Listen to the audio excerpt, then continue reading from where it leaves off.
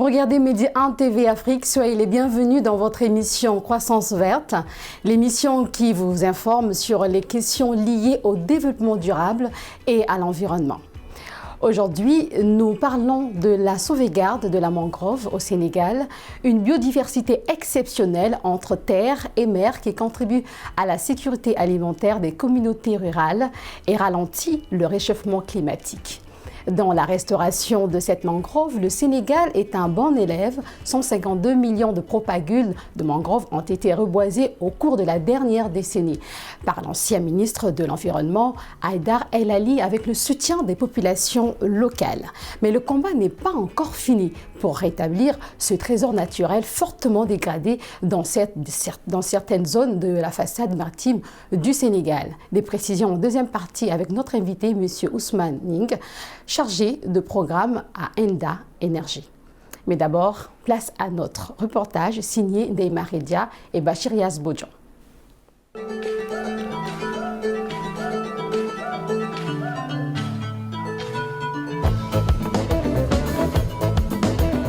En Basse-Casamance, la végétation recourt à des plateaux très bas.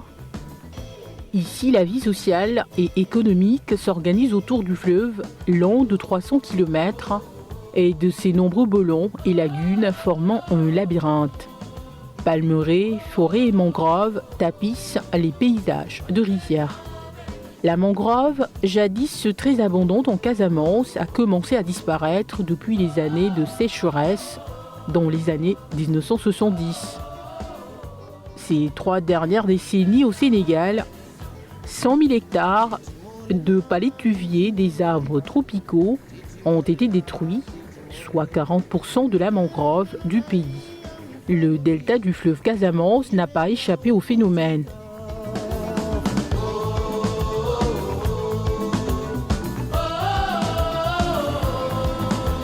Nous sommes à Tobor, un village de la commune de Niamone, situé à 10 km de Ziguinchor, la capitale du sud du pays. Ici, les populations ont très tôt compris que le reboisement de cet écosystème fragile était le pilier de leurs ressources et le meilleur rempart contre la salinisation des terres. Les populations se retroussent les manches pour rééquilibrer l'écosystème de la mangrove. La commune a un bon pourcentage important d'eau et de mangroves qui l'entourent. Et très vite, les populations ont senti qu'il y avait une raréfaction du poisson et des huîtres. Et après un congrès, ils se sont rendus compte que la conséquence, c'est la dégradation de la mangrove.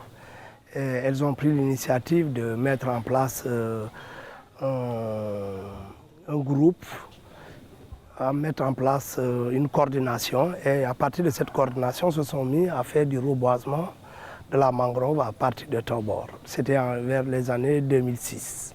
Avec l'appui de Haïdar El Ali, un fervent défenseur de l'environnement. L'écologiste sénégalais et ancien ministre Haïdar El Ali est surnommé docteur de l'environnement par certains. Il s'investit depuis 2006 aux côtés des villageois dans la restauration de l'équilibre de cet écosystème. Avec son association Océanium, 15 000 hectares de mangroves ont été reboisés. On a le plus grand projet de restauration de la mangrove du monde. Donc ici, on a planté plus de 15 000 hectares de mangroves. Bien sûr, accompagné des populations pour rendre cela possible. Mais nous avons managé et organisé cela et nous l'avons réussi depuis 2006. Tous les ans, on plante de la mangrove. La mangrove, cet écosystème littoral complexe, agit aussi sur son environnement en absorbant l'eau de mer et en dirigeant son sel par ses feuilles. Regardez, on voit les cristaux de sel sur la feuille. Malgré le fait qu'il a plu hier, donc les feuilles sont nettoyées. Mais quand vous venez en période sèche où il n'a pas plu, cette feuille est complètement blanche, couverte complètement de sel. Ce qui a permis à Tobor d'ailleurs de récupérer 20% de ses rizières en un peu plus de 10 ans. Avec le reboisement de la mangrove, l'écosystème se reconstruit progressivement car les forêts de palétuviers sont des nurseries pour les poissons. Ces pêcheurs maliens installés sur ces rives depuis 2009 s'en réjouissent.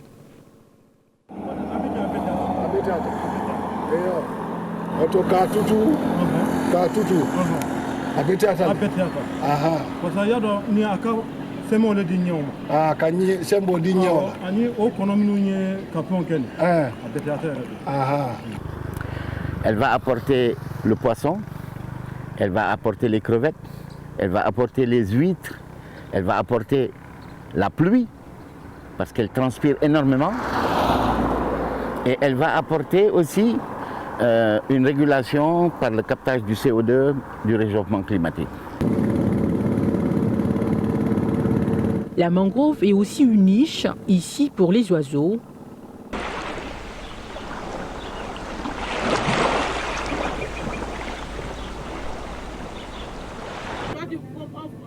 De manière générale, ces villageois sont tous persuadés que le reboisement va donner une nouvelle vie au secteur de la pêche. Cette végétation a longtemps subi des agressions de la part des populations, quelquefois inconsciemment.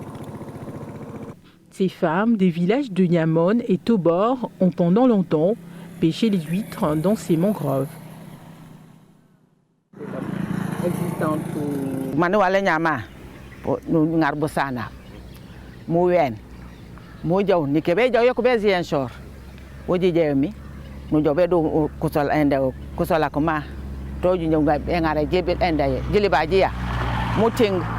Solas nukandi busana uting nukandi busana mengi jat nupuren nupuru ujoyu ne kepanjima jibaji kuna kufegi keto nubol ujo bol tu bol janu nomen.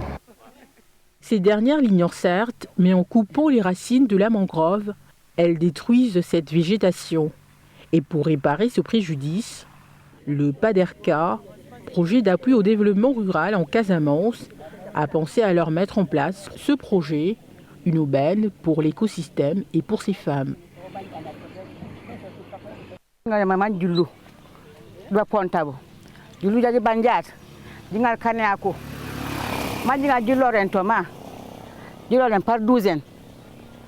Douzaine, yep, tout, par douzaine, tout. Dirinja de falafo, Jivalo, Majiko Kende Kugolakma, Kanya di Banjat, di Caro. Yo Piojat, Eula Bejo, Eko Tatema, de Caminotoma, Ekamaya Banjat, Peba Tomuri, Modulo Kemeno. Cette aire marine protégée permettra à la mangrove de se régénérer et aux espèces de bien se reproduire afin de continuer à jouer leur rôle, nourrir les populations.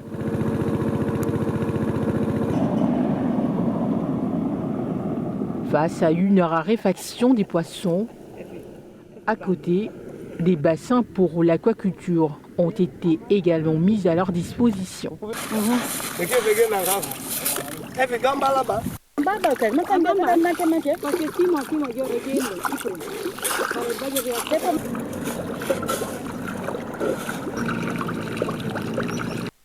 Ah, tu mande jiba jot bejo be kanon manji baj. Di kanya panji pren manjo di noime. Panji baj, panji manji wanjo be bajay to. Mo ana pour no sanken, wona baji muto. Pour moi so la so de. Comme elles sont braves, ce sont elles qui ont œuvré pour reboiser cette mangrove, cette belle verdure. Alors le père GTO est passé à Tobor pour les informer et les aider à développer ça, plus leur donner un fonds de 10 millions à se partager en fin de travail et rembourser.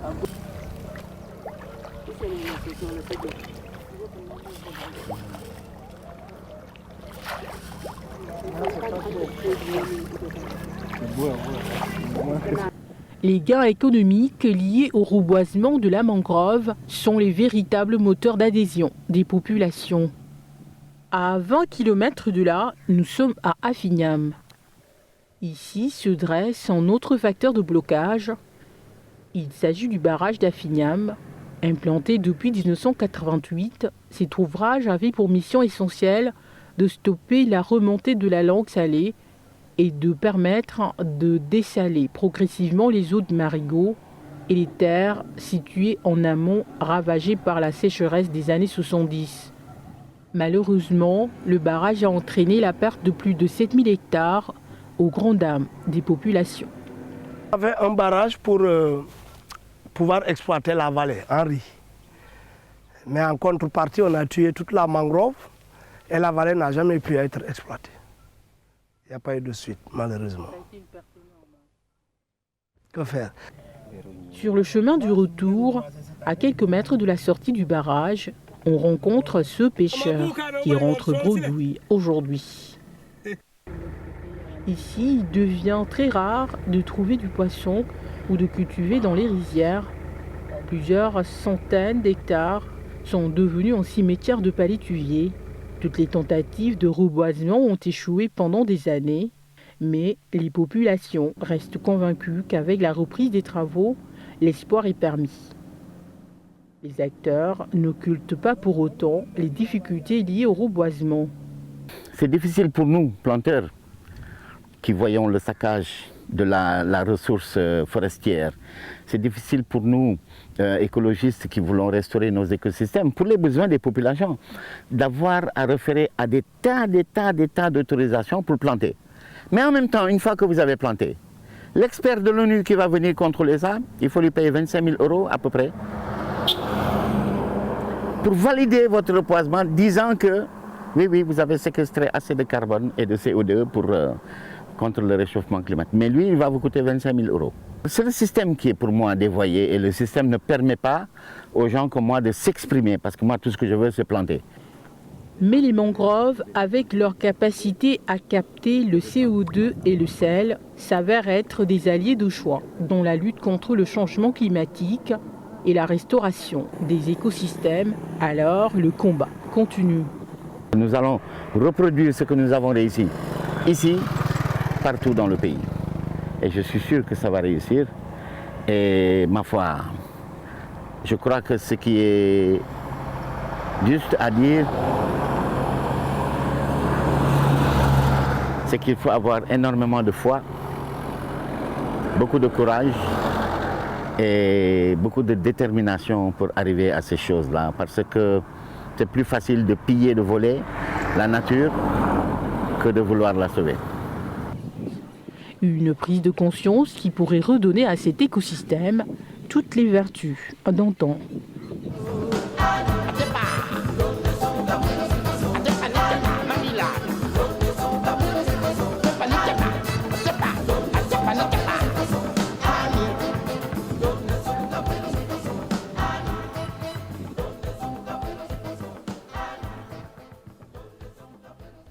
La mangrove, un trésor naturel à sauvegarder. Nous sommes avec M. Ousmane Ding, chargé de programme à Enda Énergie. Bonjour et merci de répondre à notre invitation. Bonjour et merci. Alors, comme nous venons de le voir dans le reportage, l'ancien ministre de l'écologie s'est mobilisé avec les populations locales pour sauvegarder la mangrove. Que pensez-vous de cette initiative? Alors, il faut d'abord reconnaître l'engagement de l'ancien ministre, M. Ali Haïdar, en tant que défenseur de l'environnement, mais également en tant que protecteur de l'environnement. Je pense qu'il a mené beaucoup d'actions en faveur de la protection des écosystèmes et en particulier l'écosystème de mangrove. Il faut dire également que M. Haïdar aujourd'hui est un pilier ou bien une personne clé, donc symbolique donc, en matière donc, de restauration des écosystèmes de mangrove. Il a engagé une grande expertise en la matière et la preuve, on le connaît, dans ces zones d'intervention, il a quand même réussi à restaurer beaucoup de milliers d'hectares de mangroves. Vous parlez d'hectares également. Alors, 1000 hectares de palétuviers, des arbres tropicaux ont été détruits, soit 40% de la mangrove du pays. Nous l'avons entendu dans le reportage. Qu'est-ce qui explique cette tragédie dans ces zones humides? Aujourd'hui, on a deux facteurs majeurs qui contribuent à la destruction de la mangrove. D'abord, nous avons tout ce qui est d'ordre climatique, avec les changements climatiques, la sécheresse, la remontée des eaux salines. Et l'autre partie, c'est un peu dû à l'action de l'homme. Vous savez, au niveau de ces écosystèmes de mangroves, souvent, les gens rentrent dans ces forêts-là pour chercher le bois. Donc le prélèvement donc, de bois, de mangrove, est un facteur destructeur donc, de cet écosystème-là. Et à côté donc, de ça, vous avez certainement des pratiques souvent non appropriées d'ostréiculture, n'est-ce pas, souvent pour faire la récolte des huîtres. Donc les gens s'attaquent donc à la racine de mangrove qui porte donc ces huîtres-là. Donc je pense qu'il y a énormément de facteurs aujourd'hui. Et tout à l'heure, dans le reportage, donc, on a parlé d'infrastructures. Souvent, donc, certaines donc, infrastructures sont implantées sans prendre en compte donc, cet écosystème de mangrove. Et ça aussi, ça contribue à sa destruction. Aujourd'hui, le Sénégal fait figure de bon élève dans la restauration de la mangrove. Confirmez-vous cela?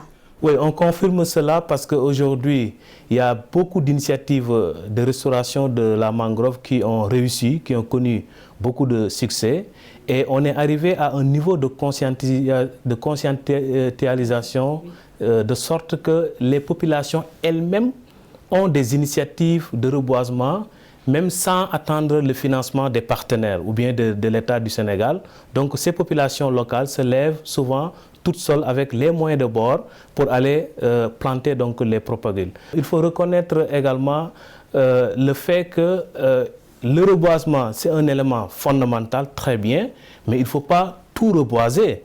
On ne reboise pas n'importe où et n'importe comment. Donc ça veut dire que pour reboiser, il faut suivre certaines règles parce que le reboisement devrait obéir à l'équilibre des écosystèmes. Si vous vous attelez à reboiser par exemple les zones, les vasières de reposoir des oiseaux, n'est-ce pas? Ça, c'est pas bon. Donc, je pense qu'il faut quand même prendre un peu de recul pour voir effectivement, est-ce que c'est une zone qui a été avant recouverte plutôt donc par ces palétuviers-là et essayer donc de restaurer, de régénérer donc cela en guise donc de remettre... Les palétuviers justement, les palétuviers sont les seuls arbres capables de pousser dans l'eau salée. Pouvez-vous nous expliquer leur importance? La mangrove par exemple a une particularité de pouvoir quand même de tolérer la salinité donc, de ces vasières-là. Et c'est une espèce assez particulière qui a cette capacité-là. Vous avez au Sénégal, par exemple, vous avez deux grands groupes. Vous avez le Rhizophora et l'Avicennia. Et l'Avicennia, par contre, a une grande capacité donc, de résistance par rapport à la salinité. Donc souvent, elle se positionne sur les zones où l'exposition est beaucoup plus importante en matière de sel. Et là, comme on a montré ça souvent ici dans le reportage, oui. Vous voyez donc l'excès de sel donc, qui est complètement donc, éliminé par les racines ou par les feuilles de cette espèce-là. C'est vraiment important. On a vu que beaucoup d'activités économiques dépendaient de la mangrove et donc le sort de nombreuses personnes en dépend. Pouvez-vous nous dire un peu plus sur ces activités économiques liées à cet écosystème? On peut dire que l'écosystème de mangrove est le garant des moyens de subsistance des communautés au niveau de ces zones abritant donc, la mangrove. Il faut reconnaître que le rôle principal que joue la mangrove, d'abord, c'est le rôle de génération de revenus des moyens de subsistance, de manière générale. Alors, je dis cela parce qu'il constitue les zones de frayère et de nurserie pour les espèces de poissons, les huîtres, n'est-ce pas? Donc, les ressources halieutiques de manière générale. Oui. Donc, on nous dit souvent que le poisson, donc, à l'âge juvénile, passe au moins un moment donc, de sa vie dans la mangrove pour pouvoir donc, voilà, se rajeunir. Et souvent, c'est des zones aussi de reproduction de ces espèces-là avant donc de rejoindre la mer. Alors, il y a certaines structures et communautés locales qui s'engagent pour sauvegarder la mangrove, mais qu'est-ce que l'État peut faire de plus pour faciliter le travail de ces volontaires, mais également prendre des initiatives pour éviter une catastrophe à l'avenir? D'abord, il faut dire que l'État, dans ses politiques, a quand même des programmes de restauration. Et aujourd'hui, par rapport aux documents du Sénégal sur la lutte contre les changements climatiques, la CDN, la contribution nationale déterminée, a des objectifs quand même forts en matière de restauration forestière, mais également ces restaurations-là concernent l'écosystème de mangrove. Donc l'État met en place des politiques et est en train de les exécuter également à travers donc, certaines agences, certaines directions, etc. Alors, l'État appuie les communautés locales parce que sur place même, vous verrez donc les agences, les structures déconcentrées et décentralisées qui appuient les communautés locales dans leurs initiatives de reboisement. Donc il faut dire que l'accompagnement de l'État est très présent dans ces zones-là, mais également l'État joue le rôle de contrôle, mais également de sauvegarde donc, de ces écosystèmes-là. Très bien. La plus grande réserve de tourbières se trouve en République démocratique du Congo. Ces tourbières contiennent l'équivalent de 3 ans d'émissions mondiales de CO2. Selon les scientifiques, sont-elles fondamentales pour la lutte contre le réchauffement climatique? Je confirme cela parce que c'est des sols humides qui concentrent une capacité extrêmement importante de CO2. De végétation, et ces végétations-là captent le CO2. Je pense que pour le cas du Congo, ces réserves tourbières-là sont à préserver. On a parlé donc des accords donc, de Brazzaville, allant dans le sens donc, de la conservation de ces réserves-là. Je pense qu'il faut renforcer donc, ces mesures de conservation-là, réduire ou bien éliminer définitivement toute tentative d'exploitation inappropriée donc, de ces réserves-là. Pourtant, si elles sont fondamentales, comment expliquez-vous qu'il y a si peu d'initiatives pour protéger ces zones humides dans certains pays africains, notamment la République démocratique du Congo ou encore le Congo? Tout dépend de l'engagement de l'État et de la politique que l'État va mettre en place pour arriver à conserver durablement ces écosystèmes-là. Si la volonté y est et que les politiques sont claires et que les autres partenaires au développement s'investissent dedans, parce que ce n'est pas seulement l'affaire de l'État de préserver ou bien de protéger. Nous avons l'appui des ONG, par exemple tout ce que ENDA fait dans le domaine de la restauration des écosystèmes, avec des projets sur la pêche durable qui engage beaucoup d'activités de reboisement, n'est-ce pas, et également des activités génératrices de revenus au profit de ces communautés-là. Alors il faut dire que durant donc, le déroulement de ces activités-là, non seulement nous avons l'action de l'État, la présence de l'État avec l'appui des services techniques, nous avons également la présence des collectivités locales qui accompagnent également ce processus-là.